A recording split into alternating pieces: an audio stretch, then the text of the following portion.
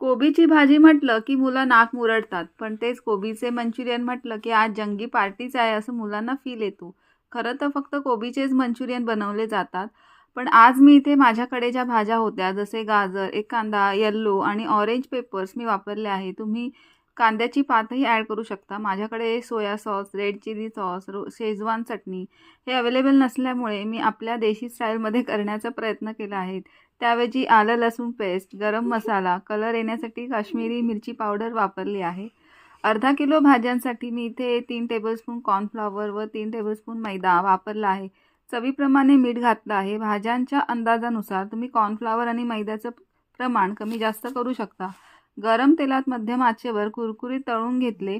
आवडलं असेल तर लाईक करा, म्हणजे मी आणखीन चांगल्या प्रकारे रेसिपी तुमच्यापर्यंत पोहोचवण्याचा प्रयत्न करीन. शेअर करा आणि प्लीज सबस्क्राईब माय चॅनल.